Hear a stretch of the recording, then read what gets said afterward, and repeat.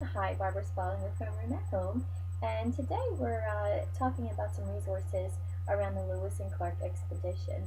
Let me highlight a couple of books here for you. The first that I'd like to start with is well, there are two books here from the Cornerstones of Freedom. The first is the Louisiana Purchase, and this is from Gail Secure.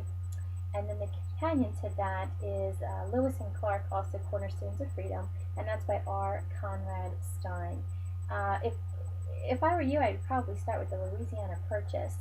This is going to give you more information about the politics and the behind the scenes in reference to that transaction.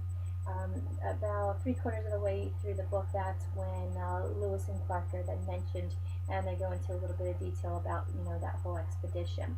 Whereas the book that's entitled Lewis and Clark is really going to highlight who they were as explorers and give you a lot more detail in terms of what they had encountered while on that journey. Both are really good books, well written, and with plenty of pictures throughout throughout each of those pages, with some maps and diagrams along the way as well. So I definitely encourage you to check out both of these. There's another picture book here. It's called A Picture Book of Lewis and Clark. This is by David A. Adler. As a side note, Mr. Adler has a whole series of other books from George Washington to Rosa Parks, Helen Keller, for instance. So, again, as a side note, you might want to at least jot down that author to look up at a later date. But he does have a book here on Lewis and Clark. Again, this is a very easy to read book, going page by page with lots of different pictures for the young ones, and just a wonderful picture book on that expedition as well. They certainly had encountered quite a bit on their journey, and I think this book really depicts a lot of that. The last two resources that I have here for you really want to kind of highlight taking a book that's maybe a general book on explorers or exploration, and just finding pieces of information to extract. So here I have, it's called North American Explorers, and this is part of the World Discovery History Reader. This is a chapter book, um, you know, geared for a bit younger of a reader. What I would suggest here is just jumping right to the third chapter, which is on Meriwether Lewis and William Clark, and several pages here, just depicting again the tales of their journey.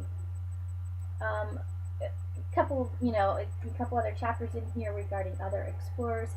I would probably hold those for an opportunity where you're focusing on them specifically, and really make your library references stretch.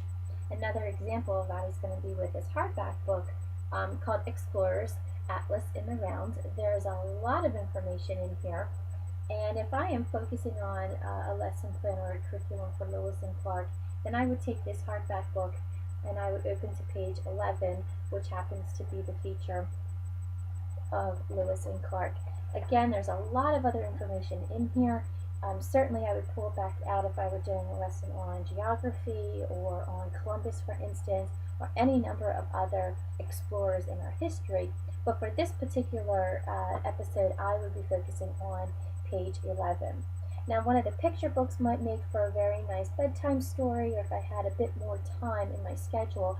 Whereas something like this, I could easily, work with and read through in between loads of laundry, or while dinner, is being prepared, or something along those lines. If I only had a few minutes, but I still wanted to take advantage of that time with the kids, just a simple one-page snapshot, but yet it's another reference. It's something different that you can introduce to the children, and then meanwhile continue your theme throughout the entire week. I hope these resources are helpful for you, and again, I encourage you to check out these books at your local library or bookstore. This again is Explorers Atlas in the Round by Charlie Watson.